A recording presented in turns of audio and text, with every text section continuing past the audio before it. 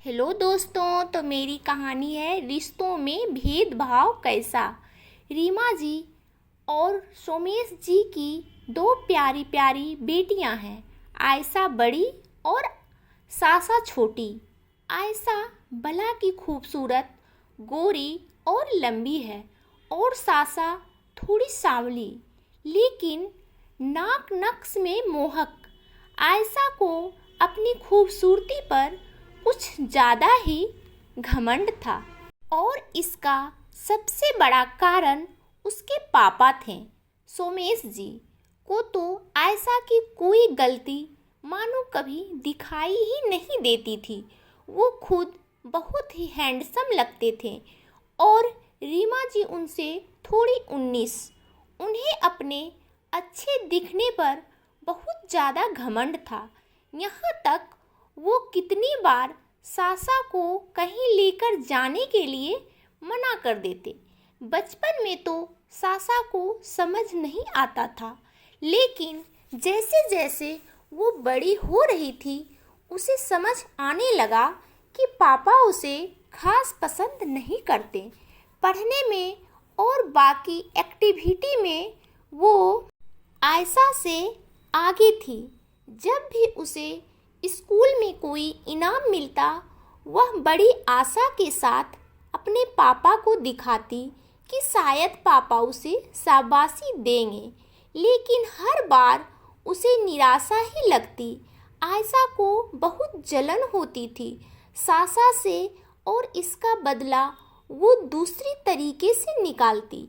वो पापा को खुद के लिए नए कपड़े खरीदती और जब रीमा जी बोलती कि सासा के लिए भी ले आते तो वो फट से अपने पुराने कपड़े उसे दे देती और बोलती, अरे पापा देखो ना कितने सुंदर कपड़े हैं।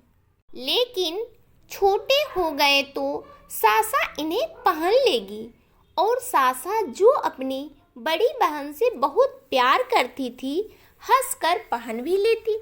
सोमेश जी भी उसी की हाँ में हाँ मिला देते, अपना सारा काम उससे कराती और सासा हंसते हंसते कर भी देती। वो जानबूझकर पापा के सामने अपनी फरमाइशें रखती जिनको सोमेश जी हंसते खेलते पूरा भी कर देते। रीमा जी उसे बहुत समझाने की कोशिश करती, लेकिन आयशा उल्टा उन्हीं को जवाब दे देती। रीमा जी सोमेश जी को बोलती भी, आप उसकी हर जिद मानकर अपने ही बच्चों में दूरियां पैदा कर रहे हैं।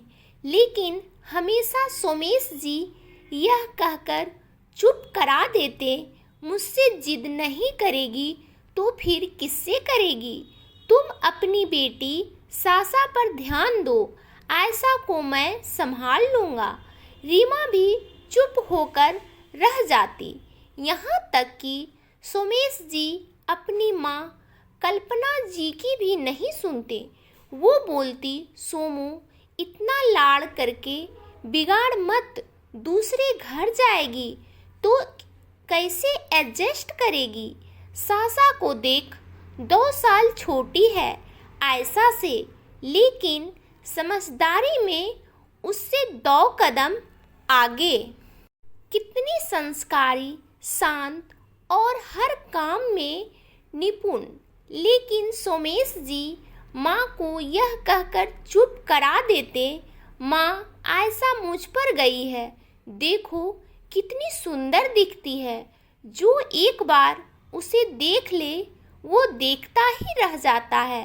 देख लेना, आगे से मांग कर ले जाएंगे आयशा को और राज ही करेगी वो ससुराल में। धीरे धीरे दिन गुजरते गए और आयशा का अहम भी बढ़ता गया। जैसे तैसे आयशा ने कॉलेज पास कर लिया और अब आगे की पढ़ाई में उसकी कोई रुचि भी नहीं थी। रीमा जी ने बहुत समझाया कि कुछ तो आगे कर ले, लेकिन हर बार सोमेश जी उसकी तारीफदारी के लिए हाजिर रहते। उसका मन नहीं है तो रहने दो। और रही बात शादी की, तो आगे से रिश्ता आएगा और फिर कौन सा उसको कोई काम करना है, जहाँ भी जाएगी ऐसे ही करेगी। लेकिन रीमा जी और कल्पना जी दोनों जानते थे कि समय को किसी ने नहीं देखा। इसके विपरीत सासा पढ़ाई में बहुत तेज थी और उसने सोच भी रखा था कि आगे उसे क्या करना है। और बहुत जल्द सासा का दाखिला IIM अहमदाबाद में हो गया। घर पर सभी बहुत खुश थे, सिवाय आयशा के। जब दूसरे दिन न्यूज़पेपर और चैनल पर सासा के इंटरव्यू होने लगी, तो सोमेश जी भी आंखें खोल दी। हर तरफ से बधाइयाँ के फ़ोन आ रहे थे और सोमेश जी तो गर्व से फूले नहीं समा रहे थे।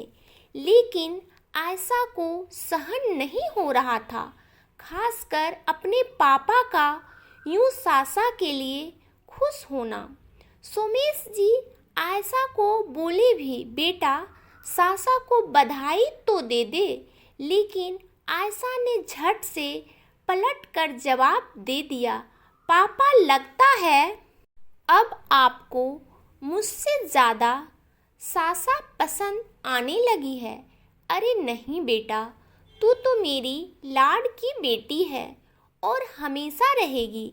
लेकिन आज तो सासा सच में बधाई की हकदार है, सोमेश जी बोले। लेकिन आयशा ने उल्टा सासा को ही पलटकर बोल डाला, यह मत सोचना कि अच्छे नंबर लाने से, तेरा सिलेक्शन हो जाने से पापा की लाडली हो जाएगी।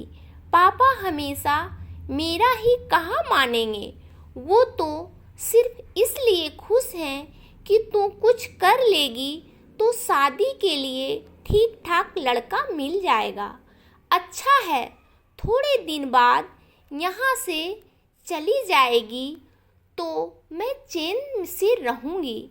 ऐसा बस करो, अगर बधाई नहीं देनी है तो मत दो, लेकिन इतना गलत भी मत बोलो, छोटी बहन है तुम्हारी। सोमेश जी बोले, पापा अब आप भी प्लीज़ बस करिए, बहुत हो गया। आपको जब बोलना था तब आप नहीं बोले। क्यों आप हम दोनों बहनों में भेदभाव करते रहें? अगर मैं दीदी जितनी सुंदर नहीं हूँ तो उसमें मेरी गलती है क्या? मैंने आपके मेरे प्रति व्यवहार से हमेशा प्रेरणा ली और ठान लिया कि एक दिन कुछ बनकर दिखाऊंगी। आज पेपर में नाम देखकर जब आपके पास फ़ोन बजे तो लगा बाजी जीत ली। लेकिन पापा, आपकी इस लड़ाई ने मुझे और दीदी को बहुत दूर कर दिया। अरे बच्चे तो सब एक जैसे ही होते हैं ना, उसमें कैसी तुलना।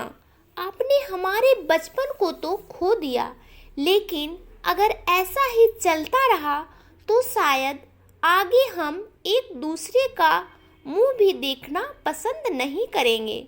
और दीदी आप अब और नहीं, अब मैं वो छोटी बच्ची नहीं रही कि जो और जैसा बोलेंगे मैं चुप रहूँगी। मैं हमेशा से आपकी बहुत इज्जत करती आई हूँ और मुझे लगता था कि ऊपर से आप मुझे प्यार नहीं करने का नाटक करते हो, क्योंकि बहनों की बॉन्डिंग हमेशा बहुत अच्छी होती है। मैं अपनी सहेलियों को हमेशा देखा करती थी कैसे वो अपनी बहनों के साथ खेलती हैं, बातें करती हैं। लेकिन मैं और आप तो बचपन से दूर रहे। इनसे जितना मैंने आपके पास आने की कोशिश करी, उतना ही आपने मुझे दुत्कारा और मुझे नीचा दिखाने की कोशिश करी। लेकिन फिर भी दीदी, मैंने भी हर जगह आपका सम्मान ही किया और मुझे मेरी माँ और दादी ने सिखाया है कि सासा, तू तेरी दीदी का साथ कभी मत छोड़ना। शायद उनको उम्मीद है कि एक दिन आपको और पापा को एहसास होगा। आपने सही कहा, थोड़े दिन में चली जाऊंगी और फिर आप रहना चैन से। लेकिन जिस दिन भी दिल से याद करोगे आपके पास मिलूंगी। सासा कहते कहते रोने लगी और अपने कमरे में भाग गई। कल्पना जी और रीमा जी दोनों चुप थे, क्योंकि इस वक्त कुछ बोलना उन्हें उचित नहीं लगा। सोमेश जी और आयशा एकदम सुन्न हो गए। फिर आयशा ने ही चुप्पी तोड़ी। पापा, मुझसे बहुत बड़ी गलती हो गई।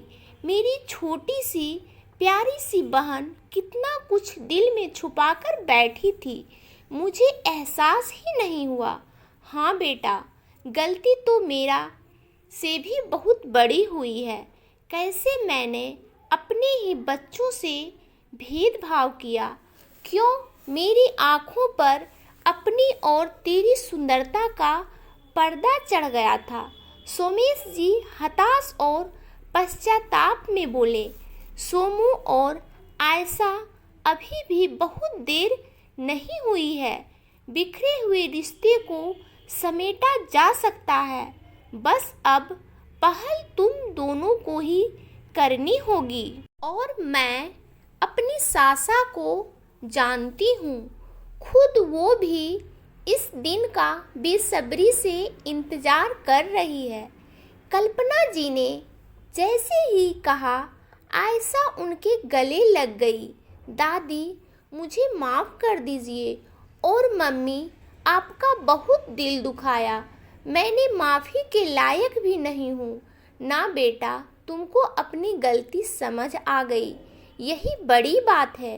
रीमा जी आयशा को गले लगाते हुए बोली।